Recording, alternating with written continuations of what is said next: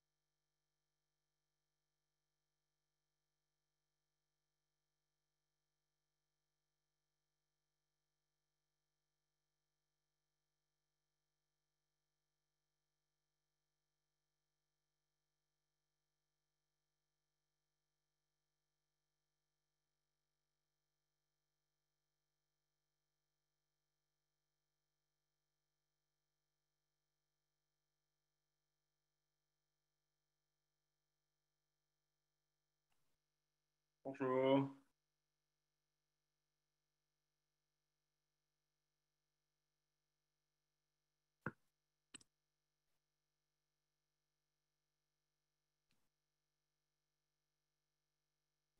Bonjour. Hello. Ah, ça y est, je vous entends. Est-ce que vous m'entendez bien? Oui. Il y a Ah, un non, oui.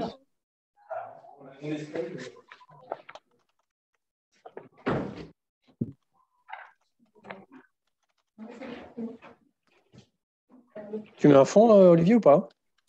C'est ce que je suis en train de faire, mais j'ai un petit souci. Regarde ce que ça donne. Sinon, Tu préfères être debout?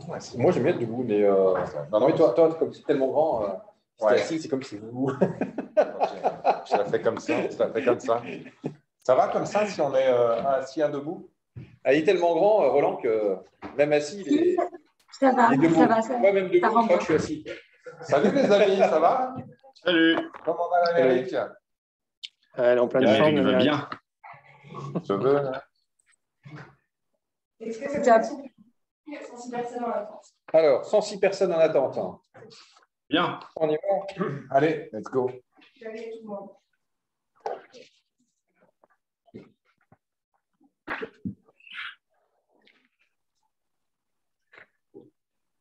C'est bon, on est branché.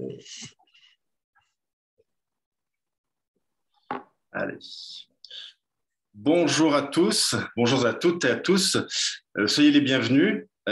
Nous sommes ravis de vous accueillir aujourd'hui pour cet événement en présence du ministre Jean-Baptiste Lemoyne et du député des Français de l'étranger Roland Lescure. Merci à vous deux d'avoir accepté notre invitation. Je suis Olivier Mourier, référent pour l'Amérique latine et les Caraïbes, et je serai accompagné aujourd'hui pour animer cette réunion de Florent Pigère, qui est le référent pour l'Amérique du Nord, et d'Éléonore Carrois, conseillère des Français de l'étranger et élue à l'AFE. Nous vous souhaitons à tous la bienvenue. Cette conférence sera enregistrée et n'hésitez pas à écrire dans le chat si vous avez des questions et nous tâcherons d'en remonter le maximum possible. Jean-Baptiste Lemoyne, après avoir été sénateur de Lyon entre 2014 et 2017, tu es entré au gouvernement en juin 2017 comme secrétaire d'État auprès du ministre de l'Europe et des Affaires étrangères. Et depuis juillet 2020, tu es ministre délégué chargé du tourisme, des Français de l'étranger, de la francophonie et des petites et moyennes entreprises. Roland Lescure, de 2009 jusqu'à avril 2017, tu as été le premier vice-président de la Caisse des dépôts et placements du Québec. Et en juin 2017, tu as été élu député de la première circonscription des Français de l'étranger, qui comprend le Canada et les États-Unis. Et depuis, tu es aussi le président de la Commission des affaires économiques de l'Assemblée nationale. Aujourd'hui, nous aimerions échanger avec vous sur la place des Français de l'étranger depuis 5 ans, sur le soutien qui leur a été apporté par la France, notamment en période de crise, mais aussi voir comment nous pouvons nous projeter pour les 5 ans à venir. Ce week-end, le candidat Macron s'est adressé aux Français et aux Françaises de l'étranger pour leur dire que la France sera toujours à leur côté, que des mesures seront prises pour faciliter leurs relations avec l'administration, que le développement du réseau éducatif à l'étranger continuera de contribuer au rayonnement de la langue et de la culture française et que malgré les kilomètres qui nous séparent de l'Hexagone, nous continuerons d'être des Français à part entière. Aujourd'hui, nous parlerons de jeunesse, d'éducation, de simplification administrative et de rayonnement. Et maintenant, cher Jean-Baptiste, je te passe la parole. Bien, Olivier, je te propose, moi, de la passer immédiatement au président Lescure pour la reprendre après. Mais en tout cas, grand plaisir de vous retrouver avec un certain nombre de visages familiers, amis, et puis d'autres qu'on ne connaît pas encore, qu'on va apprendre à connaître. Mais merci de prendre votre temps pour ce moment qui est important. On est à quelques jours du premier tour et c'est bien de pouvoir avoir cet échange sur le projet et puis également sur ce moment si particulier pour notre pays et vous qui y participez aux quatre coins des Amériques.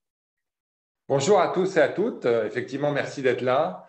On est à nouveau dans un décalage horaire un peu traditionnel avec 6 heures avec la côte l'Est, 9 avec la côte Ouest. J'ai vu un message de quelqu'un qui nous rejoint de Madagascar. Donc, on est évidemment ouvert au monde entier, même si ce webinaire est essentiellement consacré aux Amériques et aux Françaises et aux Français d'Amérique.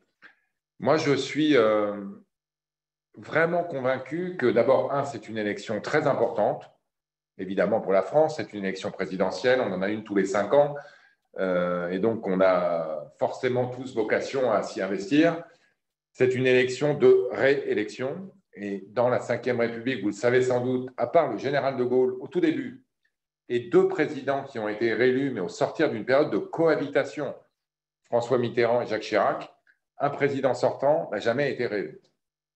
Et évidemment, comme Jean-Baptiste et moi, nous soutenons Emmanuel Macron depuis le premier jour, j'en profite pour vous rappeler que Jean-Baptiste a été un des premiers élus, à l'époque il l'était au Sénat, tu l'as dit Olivier, à rejoindre la campagne d'Emmanuel Macron à un moment où ce n'était pas encore très à la mode, loin de là.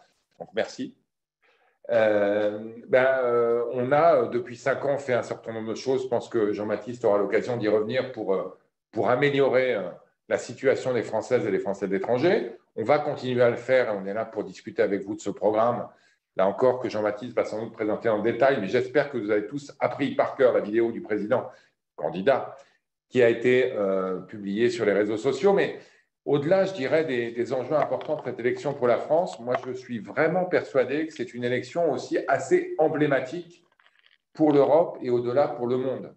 Vous le vivez tous et toutes, où que vous soyez, il y a aujourd'hui un combat très fort pour préserver la démocratie libérale, pour préserver les acquis de la démocratie libérale qui sont en danger. Je n'ai pas peur d'avoir des mots assez, je dirais, grandioses autour de ça, mais évidemment, ce qui se passe aujourd'hui aux portes de l'Europe, en Ukraine, avec l'invasion d'un pays, d'un gouvernement démocratiquement élu, fragilisé par une invasion étrangère, d'un pays dont on peut dire qu'il est gouverné de manière, peut-être démocratique, mais sans doute moins libérale que nous, on va le dire comme ça, est évidemment à des signes très forts que le combat aussi auquel on participe aujourd'hui, c'est aussi celui d'une démocratie libérale en danger.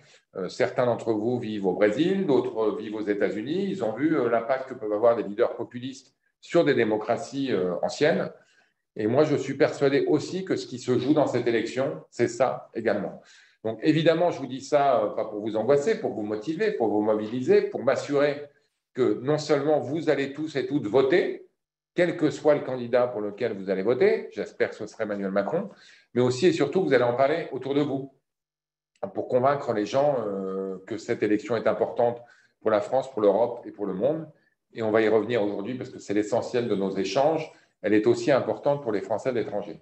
Avant de te repasser la parole, Jean-Baptiste, je voudrais quand même, au-delà, je dirais, de la présentation institutionnelle qu'en a faite Olivier, vous rappeler que Jean-Baptiste, en fait, c'est votre ministre depuis 5 ans. Il l'est formellement en titre depuis maintenant 2 ans, mais il a été le ministre en première ligne pour appuyer, soutenir, continuer à développer la relation de la France avec ses diasporas. Et il a fait un boulot absolument exceptionnel. Dans les 3 premières années, on a beaucoup travaillé ensemble jusqu'à la Covid pour, je dirais, améliorer le quotidien. Il y reviendra, mais je peux vous dire que dans tous les arbitrages ministériels, parfois un peu compliqués, il a toujours été votre défenseur. Il a surtout été extrêmement présent, plein d'énergie, celle qu'on lui connaît, et efficace pendant la gestion de la Covid. Il n'y a pas un pays dans le monde qui a traité, qui a appuyé, qui a accompagné ces diasporas comme la France. Il y reviendra sans doute en détail, mais vraiment, pour l'avoir vu, moi, dès le premier jour, organiser des appels réguliers avec les élus, organiser les retours de terrain pour s'assurer que ce qu'on avait voté avait du sens, s'assurer que tout ça rejoignait littéralement le dernier kilomètre pour s'assurer que les aides qui avaient été votées étaient efficaces et rejoignaient effectivement ceux qui en avaient le plus besoin. C'est à Jean-Baptiste qu'on le doit. Donc vraiment pour ça, merci. Et puis pour finir, avant de lui laisser la parole, merci aussi du travail que tu as fait pour élaborer le programme dont on va discuter ce soir. Parce qu'évidemment, il l'a fait après ses heures de boulot et un ministre ne compte pas ses heures. Mais on a eu des réunions extrêmement productives autour de la fabrication de ce programme pour les Français de l'étranger, où il a pu une fois de plus montrer qu'il vous connaissait bien, qu'il vous comprenait bien et qu'il était capable, ensemble, de construire un programme qui, j'espère, vous va bien. Voilà, donc je ne serai pas plus long, mais vraiment, merci pour ça, Jean-Baptiste, de tout mon cœur. Et puis, à toi et à vous. Bon, alors là, vous ne vous rendez pas compte parce qu'on est en visio, mais Roland me fait rougir et devant voilà, cette avalanche de mots gentils, je veux surtout dire tout de suite que tout ça, ça a été vraiment un collectif et la force d'un collectif. Et depuis le début, il faut dire que nous partîmes, voilà, quelques-uns.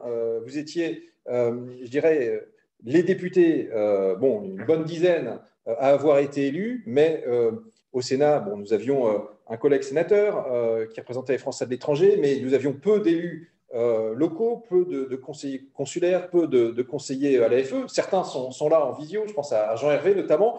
Et petit à petit, par le travail qui a été accompli tous ensemble, eh bien, il y a eu justement cet engagement auprès des communautés locales. Ça s'est traduit d'ailleurs par eh bien, le fait d'entrer dans de nombreux conseils consulaires partout dans le monde. Vous êtes aujourd'hui pas loin d'une centaine, justement, à être issus de cette majorité présidentielle dans toute sa diversité pour pouvoir défendre les Français de l'étranger. Et c'est ensemble qu'on a bâti les solutions, qu'on a travaillé à ces éléments de projet. J'y reviendrai dans un instant. Mais je veux dire auparavant eh bien, que nous avions aussi de la chance, côté gouvernement, de pouvoir nous appuyer eh bien, sur Roland parce qu'il est Français de l'étranger, il est représentant des Français de l'étranger d'Amérique du Nord, mais il a été choisi par ses pairs à l'Assemblée nationale pour présider la commission des affaires économiques, qui est une commission très importante puisqu'elle a trait eh bien, voilà, à tout ce qui fait fonctionner le pays. C'est elle qui est en lien avec naturellement toutes les politiques liées au ministère de l'économie, des finances, de l'industrie, bref. Et donc, dans ces périodes de crise aussi, on a su eh bien, voilà, s'appuyer sur lui. Et ce que je veux dire, c'est qu'il était représentant des Français de l'étranger et pour autant, eh bien, ses pairs lui donnaient les clés du camion pour pouvoir justement travailler sur les politiques économiques de l'ensemble du pays. Et je crois que ça illustre bien aussi la conception qu'est le président de la République, c'est que ces Français de l'étranger, ils sont Français à part entière et les responsabilités qui leur sont confiées vont naturellement beaucoup plus loin que la simple gestion des communautés FDE. Alors peut-être un mot d'enjeu sur effectivement le moment dans lequel on est, avant de venir spécifiquement à ce qui a trait naturellement à la vie des communautés françaises hors de France. Mais le choix que vous êtes amené à faire dans quelques jours, c'est un choix qui aussi engage la nation dans toutes ses composantes, dans toutes ses politiques publiques. Et il y a une forme de paradoxe, parce que tu évoquais, Roland, le contexte géopolitique. Et on voit bien, avec ce qui se passe en Ukraine, qu'en réalité, on est un peu à une croisée des chemins. Le pire peut arriver encore. On a vu pourtant énormément de barbarie déjà depuis un mois. Et on voit que quelque part, le monde peut entrer dans une phase qui ressemblerait à une sorte de nouveau Moyen-Âge, c'est-à-dire avec des empires qui ne conçoivent leur rapport qu'avec des féodaux, avec des vassaux. Et donc, on le voit, une énorme brutalité qui revient sur la scène internationale, sur le continent européen. Et à côté de ça, nous, on a plutôt envie de se projeter sur autre chose et plutôt essayer de bâtir une nouvelle renaissance. Le président de la République, il a fait référence à l'humanisme. dans sa déclaration de candidature. Et cet humanisme, il se traduit aussi par une forte croyance dans le progrès, dans la science, dans la raison. Autant d'éléments qui ont aussi été malmenés ces derniers mois, ces dernières années. On l'a vu, par exemple, dans la gestion de la crise sanitaire, avec voilà, un certain nombre de personnes qui ont contesté à la fois pass sanitaire, pass vaccinaux, etc., tout simplement la foi dans ce progrès scientifique, et puis aussi une contestation qui se fait sur fond de fake news, pardon de le dire comme ça, mais de personnes qui parfois se font laver le cerveau par des réseaux sociaux qui deviennent un peu asociaux parce qu'ils enferment dans des logiques. Et parfois, on a le sentiment que plusieurs France se regardent un peu en chien de faïence, avec finalement peu de capacité à s'écouter, à dialoguer, à se rencontrer. Et donc, face à ça, je crois que la bienveillance du chef de l'État, cette foi dans cet humanisme est important, parce que ce que proposent les candidats qui sont derrière lui, juste derrière lui dans les sondages, en l'occurrence Marine Le Pen, Jean-Luc Mélenchon, on voit bien que ce n'est pas trop dans cet esprit ni de bienveillance, ni de foi dans la raison et le progrès. Et donc, le paradoxe, c'est que l'enjeu n'a jamais été aussi fort pour la France, pour les Françaises et les Français. Et pourtant, si on regarde les dernières études, eh bien, près d'un tiers des Français considèrent qu'ils vont peut-être s'abstenir. Et quand on regarde, parce que forcément ça interpelle, les motivations, 40% d'entre eux disent « l'élection ne changera rien à mon quotidien ». Et je crois que depuis 5 ans, avec vos élus, vos parlementaires, avec naturellement les collègues sous la direction du président de la République, je crois qu'on a montré qu'au contraire, une élection, elle pouvait changer la vie. Regardez pour ces jeunes élèves qui, dans les zones d'éducation prioritaire, eh bien, en primaire, ont vu leur classe dédoubler. Là, forcément, on a plus de temps, plus d'attention de la part de l'instituteur, de l'enseignant pour progresser, pour avoir sa chance et pouvoir vraiment s'émanciper, avoir sa chance dans la vie.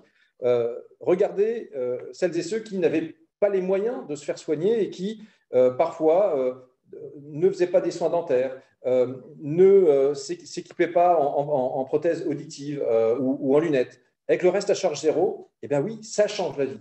Je pourrais évoquer également les temps difficiles qu'on a traversés et à la suite de quoi on a mis en place le plan de relance. Le plan de relance, sur nos territoires, ça change la vie aussi. Jamais on a autant investi auprès des collectivités, auprès des entreprises et même l'Europe. Le président l'a fait bouger et là aussi, ça a changé la vie. Lorsque l'Europe décide de sortir de la naïveté, de sortir de l'innocence, de mettre en place de véritables politiques de souveraineté industrielle, liées également à notre alimentation, faire en sorte qu'on ne veut pas, qu'on veut simplement une alimentation qui soit saine. Tout ça, c'est les progrès que le président avait appelés de ses voeux dans le discours de la Sorbonne et qui ont pu voir le jour petit à petit tout au long du quinquennat. Et donc, c'est pour ça que l'appel que je lance aussi ce soir, c'est un appel finalement à la mobilisation pour inciter nos communautés eh bien, à venir voter parce qu'on le sait, les Français établis hors de France, eh bien, ils ont accordé largement leur confiance au chef de l'État en 2017, mais, il y a un mais, c'est que le taux de participation, il est traditionnellement inférieur à la moyenne nationale. On est plutôt entre 45 et 50%.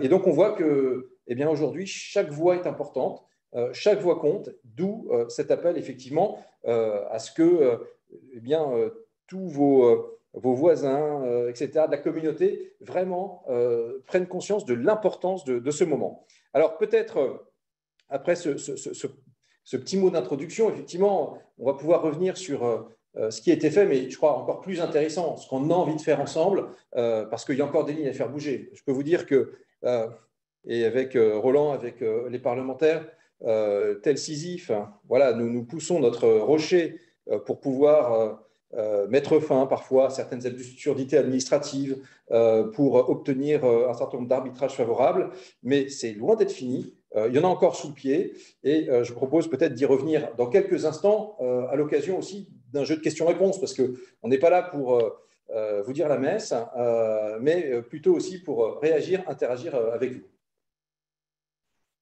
Bon, la messe est Non, ce n'est pas une messe, effectivement, on va poser des questions, mais merci beaucoup pour cette introduction.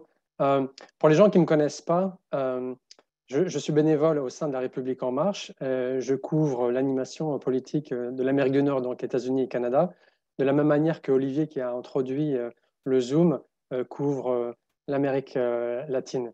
Donc, moi déjà, je veux dire une chose, parce que tout le monde ne me connaît pas, et avoir un programme, c'est bien, mais avoir une équipe qui la livre, c'est requis.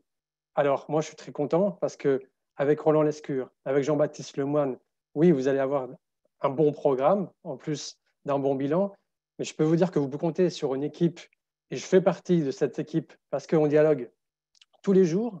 Moi, je ne suis pas fondamentalement un homme politique, je suis bénévole, mais je fais le lien avec des gens comme Roland, Jean-Baptiste, qui eux ont accès à M. Macron. Et je peux vous dire qu'on est une équipe très soudée, et moi, ça me fait énormément plaisir de faire partie de cette aventure-là et de la continuer. Donc, juste voilà, un petit mot d'introduction pour vous dire que moi, je suis aussi à votre disposition pour vous aider, et je suis un lien de transmission, et ça me fait très plaisir. Alors maintenant, si on peut aborder un sujet qui est très important, c'est nos enfants, l'éducation et la jeunesse. Alors, je propose qu'on en parle en deux temps. Déjà, parlons du bilan et après, on verra ce qui est proposé dans le programme du candidat d'Emmanuel Macron. L'éducation et la jeunesse, quels sont les moyens qui ont été mis en place et quels sont les résultats? En termes de moyens, je pense que peut-être que Roland, tu pourras nous parler de Un Jeune Solution. C'est un site web, mais c'est assez nouveau, tout le monde ne connaît pas. Tu peux nous rafraîchir la mémoire là-dessus. Il y a aussi un effort qui a été fait par rapport aux écoles du temps de Covid pour qu'elles restent ouvertes. Tu pourras nous en parler peut-être un peu plus. Et aussi, en termes de résultats, qu'est-ce que ça donne comme impact positif de mettre autant de moyens en place? On peut parler, par exemple, de l'apprentissage, le nombre de contrats d'apprentis qui a énormément augmenté. Donc, Roland, si tu veux bien nous parler du bilan sur l'éducation et la jeunesse, puis après, on enchaînera avec le programme. Oui, je pense que si tu me le permets, je vais élargir ta question et parler aussi du bilan pour les Français de l'étranger, parce que c'est vrai que beaucoup d'entre vous sont là et j'ai vu quelques questions apparaître dans le chat. Vous êtes impatients qu'on parle de vous et c'est bien normal. Mais malgré tout, quand même, ce qu'on a fait pour la jeunesse à un moment où on s'inquiétait tous que notre jeunesse, certains d'entre vous ont sans doute peut-être même des jeunes enfants ou petits-enfants qui sont aujourd'hui étudiants sur le continent européen, voire en France. On avait peur que ces jeunes soient les victimes de la crise, les premières victimes, et on fait tout pour qu'on en fasse plutôt des acteurs de la reprise. La Seconde Guerre mondiale, l'Europe en est sortie par le baby-boom et par le plein emploi et les fameuses 30 glorieuses qui ont beaucoup aidé les jeunes Européens à sortir de cette catastrophe. On a les mêmes défis aujourd'hui, même si évidemment on ne sort pas d'une Seconde Guerre mondiale, mais d'une pandémie historique. Donc oui, tu l'as dit, ce qu'on a fait sur l'apprentissage, ce qu'on a fait sur l'enseignement professionnel, Jean-Baptiste l'a dit, ce qu'on a fait sur la réforme des petites classes, sur la réforme du bac, qui a ramené le bac français en fait sur des organisations similaires à celles que vous connaissez vous, en tout cas en Amérique du Nord et sans doute dans un large nombre de pays d'Amérique latine. La réforme de l'université, je pense, a permis d'améliorer nettement la situation des jeunes Français en France. Mais on a aussi mis le paquet pour que les jeunes Français à l'étranger puissent aussi bénéficier d'une éducation de qualité. On a, et Jean-Baptiste pourrait revenir si vous voulez dans les questions, sanctuarisé le budget de ce qu'on appelle l'AEFE, les lycées français de l'étranger, qui sont un peu les vaisseaux amiraux de l'éducation française à l'étranger. Mais on a surtout souhaité contribuer à développer des solutions alternatives, à compléter la palette de solutions disponibles pour les parents qui souhaitent conserver le contact avec la France, avec le français, avec l'éducation française, malgré une expatriation. Vous le savez, l'expatriation aujourd'hui, c'est très différent de celle qu'on connaissait il y a 40 ou il y a 50 ans, où c'était essentiellement une expatriation professionnelle.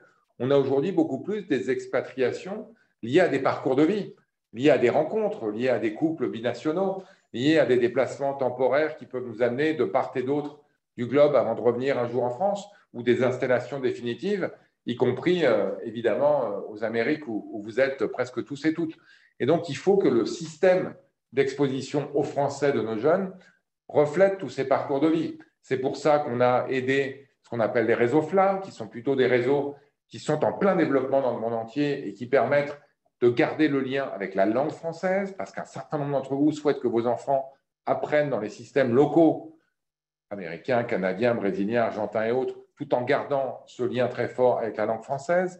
Il y a aussi de plus en plus des systèmes locaux. Il y en a un certain nombre aux États-Unis, par exemple, que je connais bien, qui souhaitent avoir des sections bilingues, avoir des sections éventuellement même homologuées par la EFE, sans pour autant entrer dans le système des écoles françaises à l'étranger. Les alliances françaises, évidemment, jouent un rôle important. Alors là, plutôt, je dirais, pour apprendre le français à ceux qui ne le connaissent pas du tout. Bref, ce qu'on a souhaité ces 5 dernières années, c'est renforcer l'appui de la France à l'ensemble de cet écosystème. Et il a été particulièrement présent, cet appui, pendant la crise sanitaire, où on a renforcé les bourses, où on a renforcé les subventions directes aux lycées, aux écoles, mais aussi aux alliances françaises, de manière à ce qu'ils puissent passer la crise sans trop de dégâts. On a passé le bac partout dans le monde, malgré des contraintes sanitaires extrêmement variées. On a pu, Jean-Baptiste et moi, échanger avec le ministère de l'Éducation nationale pour s'assurer qu'il y a eu quelques angoisses, notamment chez moi en Ontario, vis-à-vis de la tenue du bac, mais pour s'assurer que le bac puisse être passé dans les meilleures conditions possibles partout dans le monde, en fait, et partout aux Amériques. Voilà, donc je ne serai pas beaucoup plus long, mais retenez que sur ces 5 dernières années, on a mis le paquet et le ballon passe à Jean-Baptiste. Je pense qu'on va continuer à le faire dans les 5 années qui viennent, là encore, à la fois en France et à l'étranger. Merci Roland. Peut-être effectivement un petit retour rapide sur ce qui s'est passé depuis 2017. D'abord, une volonté du président justement d'augmenter notre réseau d'établissements français à l'étranger. C'était une ambition portée dès 2018 et bien vous l'avez vu, je l'ai vu moi en Tunisie par exemple, en Roumanie, en Belgique, de nouveaux établissements secrets, soit sous statut associatif, sous statut parfois privé, ou tout simplement des extensions d'établissements existants pour voilà, compléter l'offre. Il s'agit toujours, on est très attentif à pas déshabiller Pierre pour habiller Paul, parce que naturellement, dès lors que ce réseau s'étend, il ne faut pas que ça se fasse par cannibalisation, soit des élèves, soit des enseignants. Et ça, les ambassadeurs sont chargés d'y veiller. Il y a des vrais plans de développement cet enseignement français pays par pays, c'est dans leur feuille de route. Et naturellement, on a dû faire face à la crise sanitaire. Et donc, avec Jean-Yves Le Drian, eh bien, un grand plan de soutien avec à la fois un soutien aux établissements en trésorerie, un soutien aux familles avec effectivement des crédits additionnels pour les bourses, pour les familles françaises. Et on l'a assumé aussi de le faire pour les familles étrangères qui scolarisent leurs enfants dans notre système, parce que dans certains pays, ils représentent 2 tiers, 3 quarts des élèves, et que si tout d'un coup, ils déscolarisaient leurs enfants, eh bien, c'est l'ensemble du système qui pouvait se casser la figure. Et donc, maintenant, vers quoi se projette-t-on ? Ce que souhaite le président, c'est à la fois moderniser l'agence qui gère cet enseignement français à l'étranger, tout ça aussi dans un but, c'est faire en sorte que les frais de scolarité demeure stable, parce que vous avez longtemps connu des hausses des frais de scolarité, et je voyais dans le chat quelqu'un qui disait mais il y a un moment on ne peut plus suivre, donc effectivement il faut impérativement en arriver à cette stabilisation, mieux associer les parents d'élèves, ça c'est un acquis. On a voté une proposition de loi il y a quelques semaines à l'initiative de Samantha Cazebonne, sénatrice. Les parents d'élèves ont vu leur représentation doubler au conseil d'administration de l'agence parce qu'ils assument une part importante du financement, naturellement. Et voilà, j'ai envie de dire, il y a un dicton commun qui dit « qui paye commande ». En tout cas, qui paye doit être associé aux décisions prises naturellement pour le réseau. Et puis pour l'avenir, il y a le souhait, parce que vous êtes un certain nombre aussi à scolariser vos enfants dans les systèmes locaux, nationaux, de pouvoir les garder dans un bain français, francophone. Donc, dans les mesures que le président propose, la mise en place, par exemple, d'un pass éducation langue française qui permet d'avoir accès à un certain nombre d'activités d'apprentissage de langue française. Tu parlais des associations Flammes, elles peuvent offrir cela. Et puis aussi, parce que vous êtes des Français à part entière, étendre, par exemple, le pass culture qui concerne nos ados en France, et que désormais, les jeunes Français de l'étranger également, dont ils pourront bénéficier. Voilà, c'est 300 € qui permettent de découvrir, d'avoir accès à une offre culturelle française, francophone. Et ça, eh bien, c'est très clairement dans le programme noir sur blanc. Voilà quelques éléments peut-être sur ce réseau. Je vois quelqu'un qui dit les frais sont une chose, mais l'accès en est une autre. Si l'enfant n'est pas inscrit dès la maternelle, impossible de rentrer au collège ou au lycée. D'où la raison aussi de ce souhait réaffirmé d'étendre ce réseau, parce qu'il y a des endroits où il y a vraiment de la place pour des établissements qui eh bien, s'étendent, pour de nouveaux établissements, parfois en bonne cohabitation avec les établissements existants. Et puis, c'est vrai qu'il faut reconnaître, les familles ont contribué à la résilience du réseau, parce que dans les premiers jours, les premières semaines de la crise sanitaire, c'est vrai que tout ce qui est travail en distanciel, ça n'a pas été parfait. Il a fallu s'adapter. Et donc, de ce point de vue-là, chapeau bas aussi aux familles. Et je crois que maintenant, on est mieux armés et plus résilients. Je suis sûr qu'il y a d'autres questions sur d'autres sujets, hein, donc je ne voudrais pas être trop long, mais j'ai vu des questions qui passaient dans le chat, notamment sur, évidemment, la difficulté des frais de scolarité importants dans certaines villes, malgré la crise sanitaire et un enseignement qui s'est fait à distance. Il y avait notamment une question sur le lycée de New York. Moi, ce que j'ai compris quand même, c'est que l'enseignement à distance avait été extrêmement bien fait et que la continuité pédagogique a été assurée en partie grâce aux outils. Est-ce qu'on a aidé les lycées français partout? Oui, partout, y compris les lycées privés, parce qu'on a augmenté les enveloppes de bourse, ce qui nous ont permis de donner accès à plus de parents et à plus d'enfants, y compris certains d'ailleurs dont les parents se retrouvaient du fait de la crise face à une situation difficile. Ce qui est vrai, c'est que les écoles en Amérique du Nord, en tout cas, et aux États-Unis singulièrement, les lycées français dits AEFE sont des lycées privés, en concurrence eux-mêmes avec des lycées privés nord-américains qui coûtent extrêmement cher. Et c'est pour ça aussi qu'on souhaite développer des solutions alternatives, y compris à New York, où des écoles publiques américaines, de droit américain, sont en relation avec l'administration française pour faire ce qu'on appelle des charter schools ou des public schools, qui sont homologués, qui permettent de garder des enfants français, ou pas français d'ailleurs, dans un enseignement français qui respecte aussi les programmes français. Je vais peut-être reprendre… Éléonore, à toi. Oui, On ne t'a pas présenté, en tout cas pas en détail. Tu es aussi co-référente Amérique latine, donc à toi. Tout à fait, tout à fait. Merci beaucoup. Merci Roland. Merci beaucoup Jean-Baptiste. Je me présente très brièvement, vraiment en 2 secondes sur qui je suis, parce que je suis un pur produit des Français de l'étranger. Tu parlais tout à l'heure des expatriés récents. Je suis à la fois une expatriée qui a vécu toute sa vie en Amérique latine, mais qui a ensuite bougé, fait une partie de ses études à New York, bénéficié d'un certain nombre de dispositifs. Et je peux en attester, en tout cas à titre personnel. Je vois qu'il y a beaucoup de questions très personnelles. Il y a une vraie prise en compte des Français de l'étranger aujourd'hui. On n'a jamais vu un gouvernement faire autant pour changer notre quotidien. Donc, je vous propose de parler du quotidien. On a vu les questions qui continuent de rester sur l'éducation, sur l'AEFE, sur le financement. Il y a un certain nombre de débats spécifiques sur l'éducation et on répondra de toute façon aux questions. Mais on est là pour parler du bilan et aussi du programme. Et donc, moi, je vous propose d'aller directement au sujet qui ne semble pas très sexy comme ça, mais qui pourtant est passionnant et qui nous touche tous les jours. C'est la simplification administrative. Parce que si vous êtes un Français de l'étranger, que vous soyez à New York, à Bogota ou à Rio, devoir aller au consulat, et surtout si d'ailleurs vous n'êtes pas dans ces villes-là, mais un peu plus loin, ça peut être un problème, ça peut demander un certain nombre de frais. Et donc moi, je voulais parler d'un dispositif assez spécifique qui est en test en ce moment au Canada, et peut-être que la question va pour vous, Monsieur le Ministre, cher Jean-Baptiste. Où en est-on de cette dématérialisation des titres d'identité? Qu'avons-nous fait et que pouvons-nous faire ou espérons-nous faire dans les prochaines années si vous nous accordez votre confiance? Merci, Éléonore. Effectivement, d'ailleurs, dans le chat, des questions qui reviennent sur la nécessité de simplifier la vie au quotidien.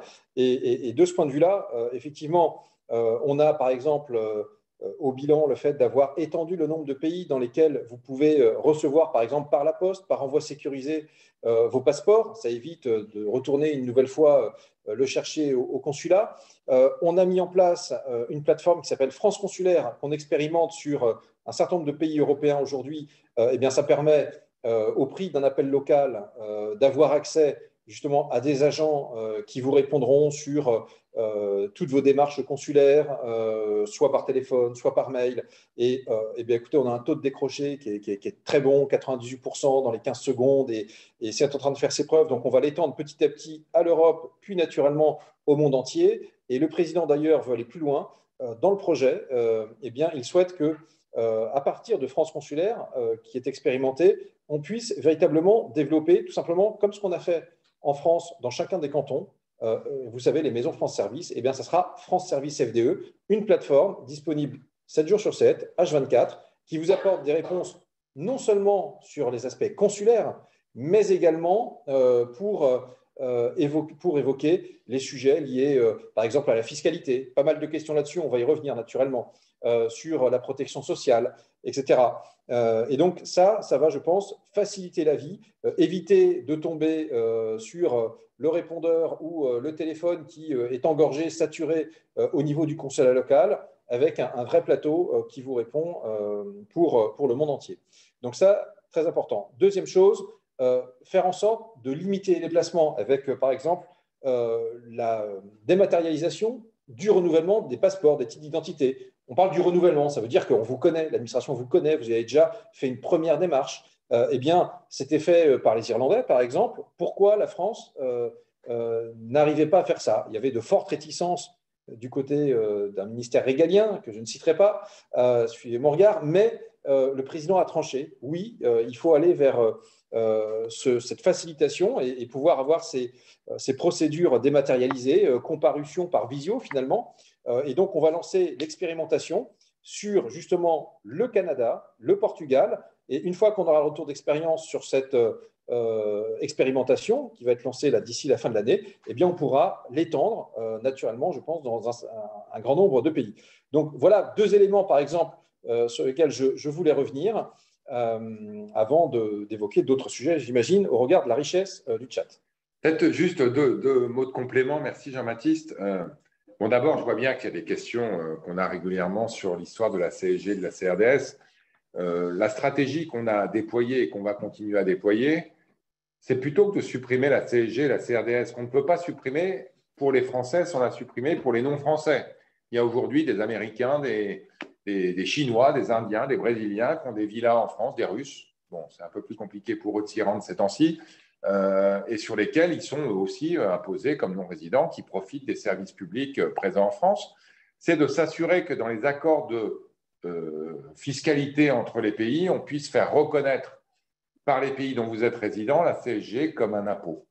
C'était le cas au Canada quand j'y habitais, c'est maintenant le cas aux États-Unis grâce aux efforts de l'administration.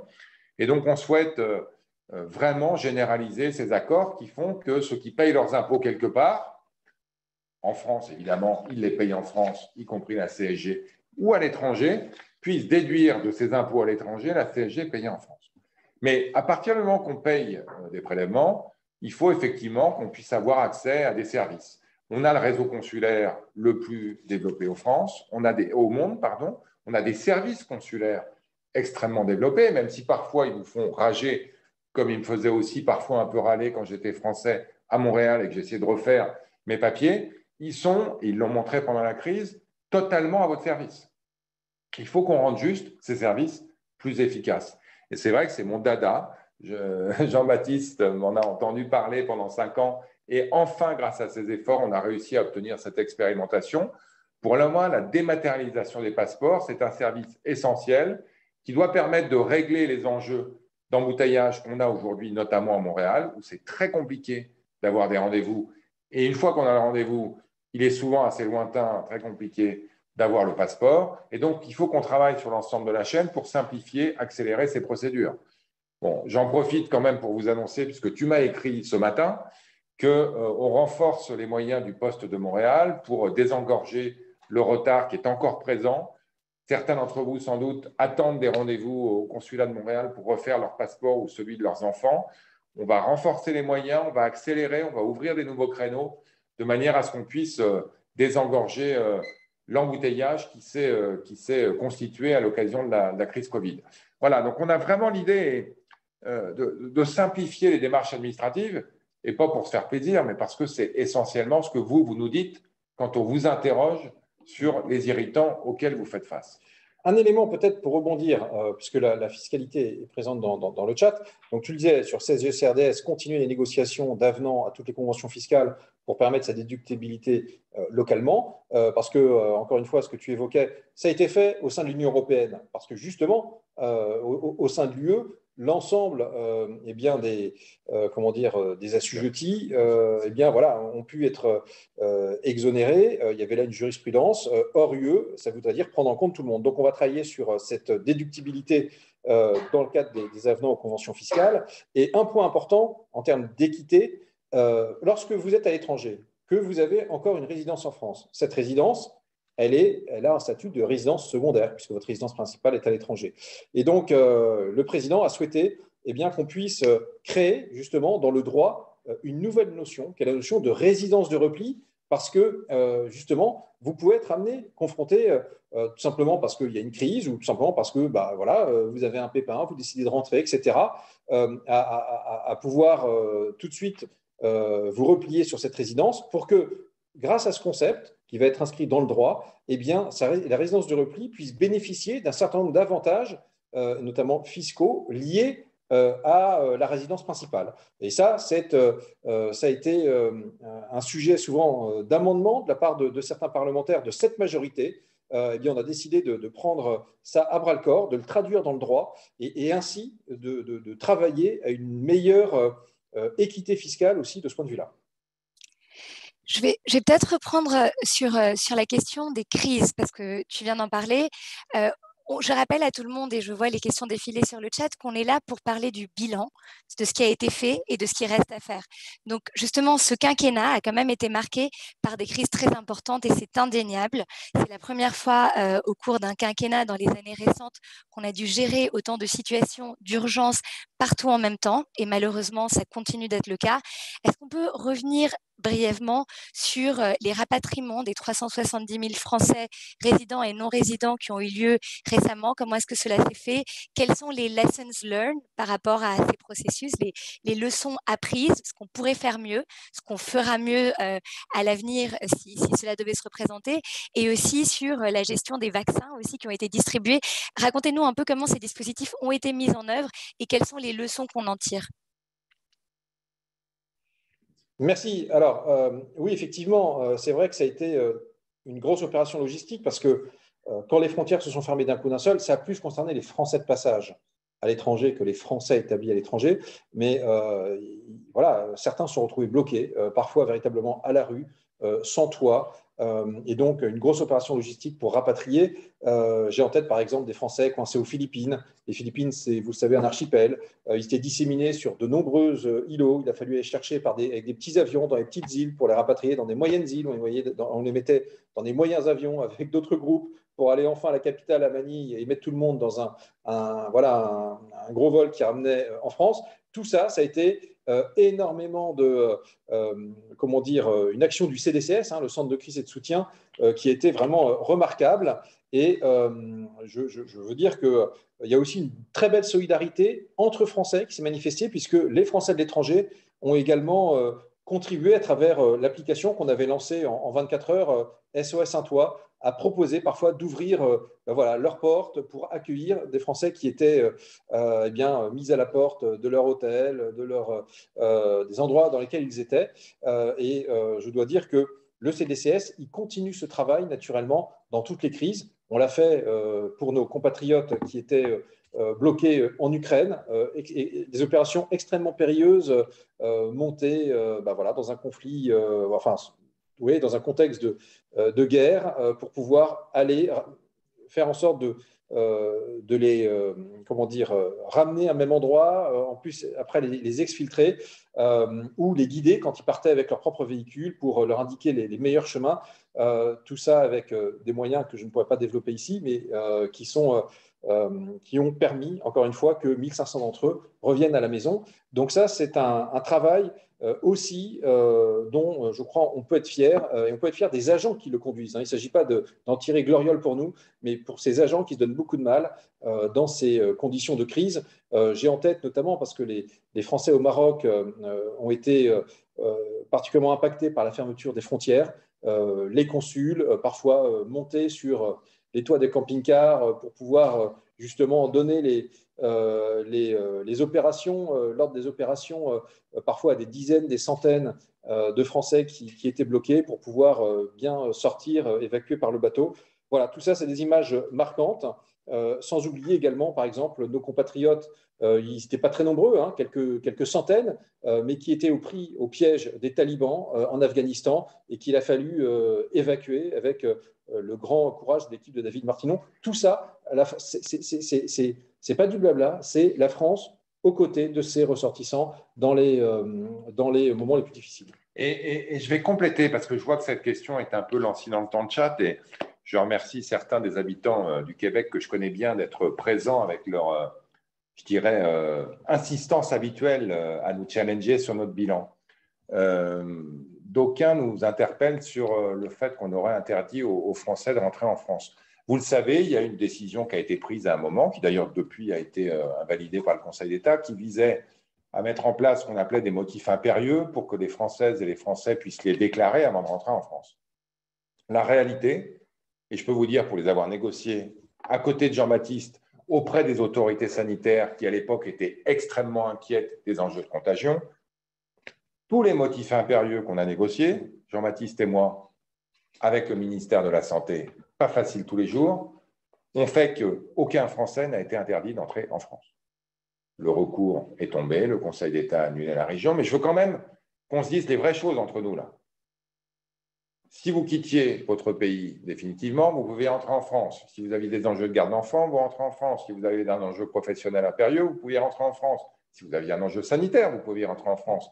Bref, on s'est assuré, Jean-Baptiste et moi, que tous les motifs raisonnables qui conduisaient des Français, malgré l'intensité de la crise sanitaire de l'époque, on était en pleine vague, à rentrer en France, on les a mis en œuvre. Donc, j'entends les frustrations un peu symboliques que ça a pu générer parfois. La distance était suffisamment importante pour qu'on se sente évidemment particulièrement éloigné de son pays. Et on faisait en plus face à des doubles contraintes, moi j'appelais ça la double peine, des contraintes sanitaires très fortes chez vous et des contraintes sanitaires très fortes ici. Je souhaite juste qu'on se remette un peu dans l'ambiance de l'époque, qui heureusement, on va toucher du bois, a l'air de toucher à sa fin, d'une crise sanitaire historique absolument exceptionnelle, dans laquelle, tu l'as dit, la France a été au rendez-vous, plus qu'aucun pays dans le monde, pour soutenir ces expatriés, pour rapatrier des Françaises et des Français. Il y en avait chez nous, notamment en Amérique latine, qui étaient totalement perdus, notamment au fin fond du Chili, qui ont pu rentrer chez eux grâce à l'intervention française. Donc, je comprends qu'on puisse parfois, se fouetter un peu, se critiquer les uns les autres, mais restons quand même conscients des efforts exceptionnels que la France a fait. Tu l'as dit, on a rapatrié 370 000 Français. Les États-Unis ont rapatrié 200 000 Américains. Ça donne une idée un peu de l'ampleur des efforts qui ont été faits. Soyons fiers un peu, les amis. Soyons ensemble. On est dans un moment, je le disais, extrêmement complexe aujourd'hui, dans lequel les défis sont historiques. Moi, je suis fier que la France ait aidé ses ressortissants et je suis extrêmement fier que nos ressortissants que vous représentez, nous représentent à l'étranger. Allez, on est ensemble, les amis. Oui. Et puis comparaison n'est pas raison, mais il faut quand même regarder ce qu'ont fait les différents pays du monde avec leurs ressortissants. Je parlais tout à l'heure des vaccins, des rapatriements, on l'a déjà évoqué. Regardons peut-être l'avenir. Je vois dans le chat des questions sur l'écologie, qui est un des grands sujets, des grands thèmes et des grands chantiers qui nous intéressent tous, où que nous soyons dans le monde d'ailleurs. Que pouvez-vous nous dire sur le programme en matière d'écologie, y compris pour nous, les FDE? Comment est-ce qu'on peut à la fois contribuer et à quoi s'attendre dans les 5 prochaines années si le président Macron est réélu? Ce que j'espère vivement. Je ne vais pas revenir trop sur le bilan, mais juste vous dire que le bilan écologique de ce gouvernement est très largement sous-estimé et qu'il y a un certain nombre de décisions extrêmement courageuses qui ont été prises ces 5 dernières années qui font tout simplement, parce qu'on peut parler des décisions, mais que le bilan parle de lui-même. C'est-à-dire que pendant 5 ans, on a eu de la croissance 4 ans sur 5, à part une récession historique, il y a une pandémie, qui ne nous ont pas empêchés de réduire de manière assez forte nos émissions de gaz à effet de serre. Donc oui, on peut faire mieux, oui, on peut faire plus. Et d'ailleurs, on fera mieux et plus dans le quinquennat suivant si Emmanuel Macron est réélu et s'il a la majorité à l'Assemblée, ce que je souhaite aussi. Mais sachez que dans notre programme, on a à la fois des enjeux qui vous concernent, des enjeux globaux, et des enjeux qui vous concernent peut-être un peu moins, des enjeux locaux. L'écologie, c'est à la fois ce qui se passe au coin de la rue et ce qui se passe au niveau de la planète. Au niveau de la planète, les enjeux de gaz à effet de serre, vous les connaissez. Vous êtes dans des pays qui, pour certains, ont des politiques ambitieuses, pour d'autres, malheureusement, les ont beaucoup moins. J'espère que vous êtes fiers quand même que la France fait partie des pays qui a des émissions les moins importantes par habitant au monde, et notamment par rapport à beaucoup des pays qui sont représentés à l'écran aujourd'hui. Ça ne veut pas dire qu'il ne faut pas continuer, ça ne veut pas dire qu'il ne faut pas aller plus loin. Donc le grand axe de développement de ce programme pour le quinquennat qui vient, c'est à la fois de travailler sur les usages, de réduire la demande pour les énergies fossiles et de travailler sur l'offre, d'améliorer l'offre d'énergie non fossile. Donc d'investir dans le nucléaire et dans l'alternatif, en évitant les chicanes dont nous seuls avons le secret. Il y a ceux qui pensent que le salut, c'est juste le nucléaire, les autres qui pensent que le salut, c'est seulement l'alternatif. Et bien devinez quoi, nous on pense qu'il faut faire les deux et en même temps. Et sur les usages, faire évoluer évidemment les achats de véhicules thermiques vers des véhicules électriques, continuer à isoler les bâtiments parce que la meilleure économie d'énergie, c'est quand même l'énergie qu'on ne consomme pas, et donc continuer les primes incitatives qui ont permis déjà de rénover des centaines de milliers de logements en France en les amplifiant, continuer les primes à l'achat de véhicules électriques qui permettent à un certain nombre d'automobilistes de transitionner de l'hybride, du thermique vers l'électrique, mais surtout d'aller beaucoup plus loin pour donner accès à des véhicules électriques à des gens qui n'y ont pas accès aujourd'hui, et donc un système assez original de leasing qui permettra pour 5 à 10 euros par mois à des gens des classes moyennes et des classes moyennes inférieures d'avoir accès à des véhicules électriques qui leur permettront évidemment de réduire de manière très forte leurs émissions de gaz à effet de serre. Évidemment, vous me direz, les véhicules électriques, c'est bien beau, si on ne peut pas les recharger, c'est un sujet. Il y a un programme très ambitieux de couverture du territoire avec des bornes électriques, des bornes de recharge qui permettront de recharger de manière accélérée ces véhicules électriques. L'idée, vous le savez, on s'y est engagé au niveau national, on s'y est aussi engagé au niveau européen, c'est de sortir des véhicules thermiques à horizon de 2040. Peut-être pour rebondir sur cette dimension environnementale, ce gouvernement, c'est celui qui a pris des décisions que des majorités précédentes, parfois en coalition avec d'ailleurs des écologistes, n'ont pas prises. Notre-Dame-des-Landes, arrêtée. Madame Duflot, elle pouvait le faire à l'époque avec M. Hollande. Elle ne l'a pas fait. Nous, on l'a fait. L'arrêt de Fessenheim, pareil. Décision prise par ce gouvernement. Donc, vous voyez que lorsqu'il a fallu prendre des décisions difficiles, la main n'a pas tremblé, on a été au rendez-vous. Et ça illustre aussi, d'ailleurs, un point de méthode. Le président de la République, il a toujours été pour le dépassement des clivages. Et c'est ainsi que dans son gouvernement, mais dans sa majorité, nous nous retrouvons, certains issus plutôt de la tendance social-démocrate, d'autres issus plutôt de la droite, d'autres du centre, d'autres tout simplement qui avaient un engagement dans la société civile, dans le monde associatif, qui n'avaient pas forcément d'étiquette partisane. Eh bien, je peux vous dire que ça change aussi la façon de voir et d'agir. Et je prends un exemple très concret, puisque un certain nombre d'entre vous vivez au Canada. L'Union européenne et le Canada ont atteint un accord, le fameux AECG, le CETA. Cet accord pour justement développer les échanges entre l'Union européenne et le Canada. Mais il se trouve que nous, on considérait qu'il n'était pas assez exigeant en termes environnementaux. Et donc, à l'époque, avec Nicolas Hulot, qui était ministre de l'Environnement, on a lancé un travail. Quai d'Orsay, Bercy, ministère de l'Environnement. Et on a abouti, avec les parlementaires, qui étaient exigeants là-dessus, à une véritable feuille de route pour verdir les accords commerciaux. Eh bien, on y est désormais. Regardez, l'Union européenne met en place des clauses miroirs qui évitent d'importer des viandes qui ne respectent pas, par exemple, les propres recommandations qui s'imposent à nos producteurs.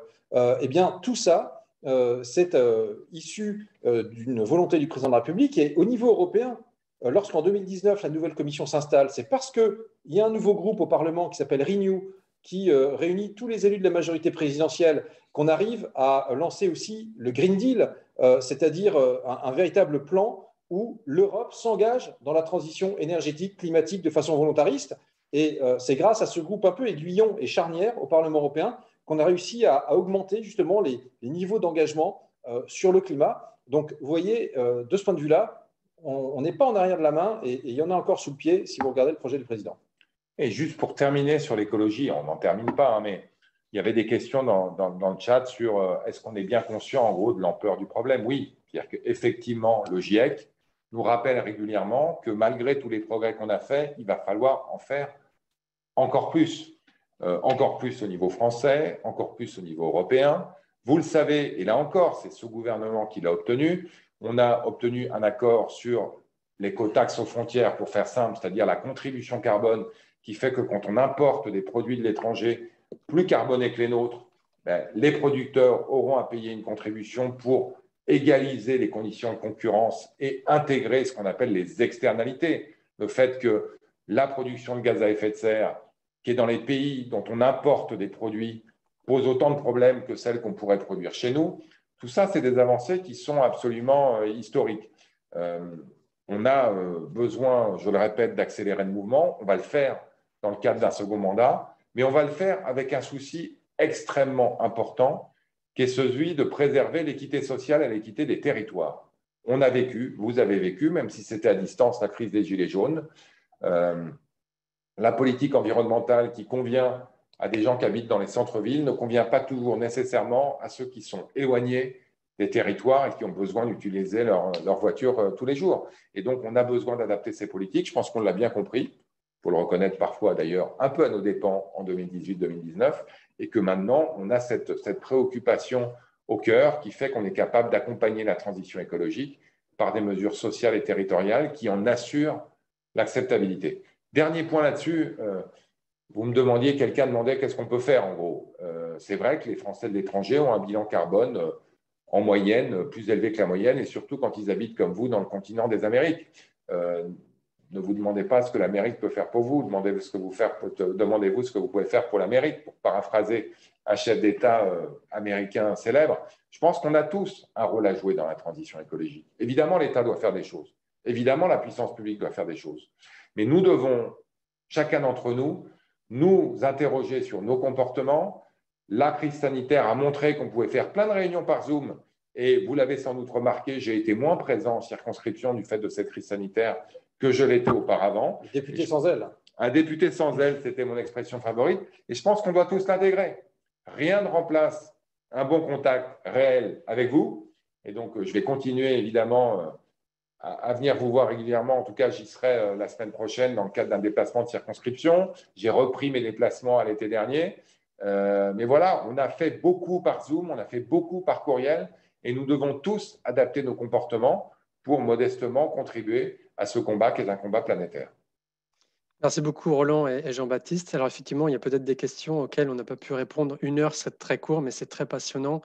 Moi, je peux que encourager à ce que les gens qui veulent exprimer leurs questionnements ou leurs idées le fassent.